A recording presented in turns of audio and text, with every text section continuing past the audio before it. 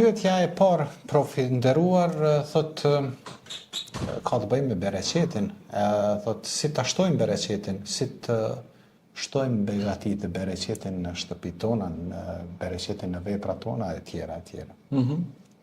Po, Bismillahirrahmanirrahim, pyetje mjaft interesante, sigurisht se njerëzit e kanë breng këtë pjesë, çështjen e bereqetit, është breng e çdo familjari, e çdo moshrrituri, për shkak se njeriu ka dëshirë që të ketë të mira, të ketë bereqete, pra prej të mirave që Allahu i ka dhënë normalisht, që t'i shijoj ato dhe t'i ndaj ato dhe edhe me të tjerët.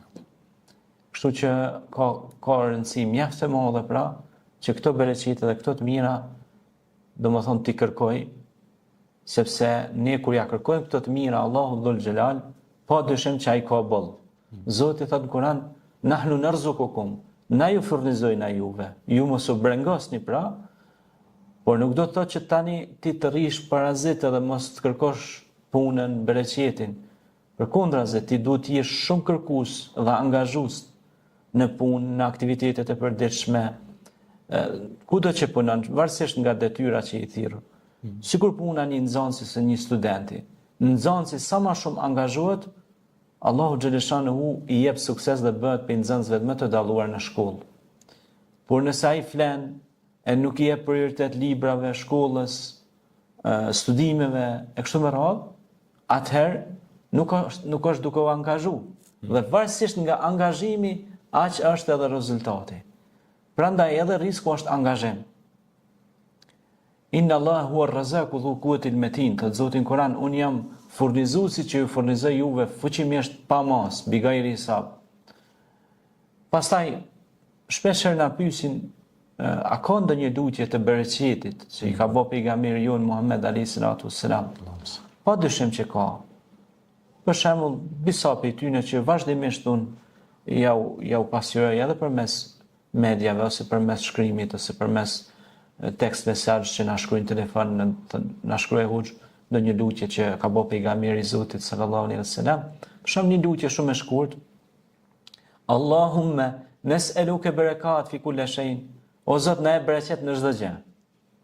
Pastaj është një lutje edhe për studentët, edhe për kërkuesit e diturisë, po edhe për ata që janë të rritur, duhen me kry trajnime, duhen me pas ma lehtë me kuptu ato trajnime. Allahumma inni as'aluka ilman nafian wa rizqan tayyiban wa amalan mutakabbilan.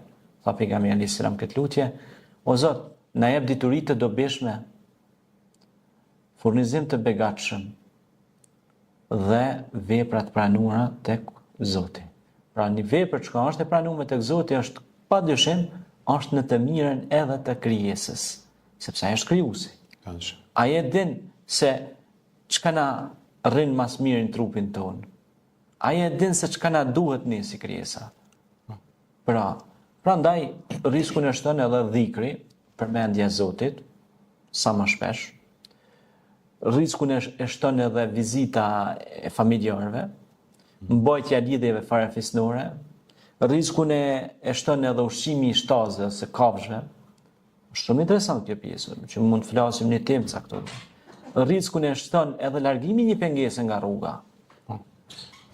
Por edhe istikfari. Istikfari estagfirullah wa tubu ilejh. Pra sa më shpesh thu me estagfirullah, kërkim falje ndaj Zotit, Zoti na mëshiron edhe të mirat na i shton. Por shumë e rëndësishme që e shton bereqetin është sadakaja. Pashallah, nëse njerëzit japin, Zoti ka më shumë fishue pasurinë e tyre. Ti jep, Allahu ta shumë fishon pasurinë. Shembull atyre që japin pasurinë rrugën e Zotit, i ngjan sikur një kokrat, një misri se kalliri, do thot kallamoqit që ose grunit që pe saj bin 2, 3, 4, 5, 6, 700 fish, varësisht nga sinqeriteti që ti jep. Që ose ke dhënë me zemër, me shpirt çat sadaka, pa dyshim Allahu e shumë fishon. Ka shumë rëndësi të madhe. Prandaj bereqetin e shton, pastaj bereqetin e shton mos më marr me fjalë mualife, fjalë të kota. Se fjalët e kota janë fukarallëk, edhe të tepërta. Fjalët produktive, fjalët efikase që nxisin për punë të mira, ato janë bereqet. Atëherë edhe veprat. Normal veprat, kur tham veprat, për shembull mbjellja një pemë, për shembull na ka ndodhur shpesh herë edhe pastërtia ka shumë rëndësi pastaj. Mbajtja e pastërt e zyres ku punojmë, mbajtja e pastërt shtëpive tona ku punojmë, sepse në një vend ku ka pastërti ka bereqet.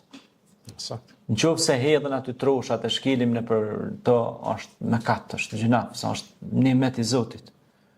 Ni'met Allah. Pastaj na ka ndodhur dhe kem pastru shtëpinë, për shembull se o pastru shtëpia kanë ardhur musafirët. Pastaj o pastru shtëpia është tu bereqeti, puna ka pas më bereqet, jeta, gjithçka ka më bereqet. E jo për shembull në shtëpi njënën në xhamper e ka gjujtun atje, buka e derdhën atje, ushqimet atje, laptopin në tokë, këpucat për mi o ma njona tjetra poshtë tërmoni, ka trahur, gjyrulldi. Ma, Islami kërkon sistemim, kërkon menaxhim, Kurani kërkon menaxhim. Në qoftë se s'ka sistemim, menaxhim në shtëpi, aty as me lajqet nuk hin. Tash imagjino mos me hi me lajqet e Zotit aty, që janë krijesat dritës, që janë krijesat pagabushme. La ilaha illallah. Atëherë ku po lypti bereqet? Çfarë bereqeti? Pasha Zotin dhe kjerë kur lahet e pastrohet ka bereqet. Sa është mjet i udhëtimit. Kur dhe vetë. Sulejmani alayhis salam i ka pastru kuajt, i ka krej.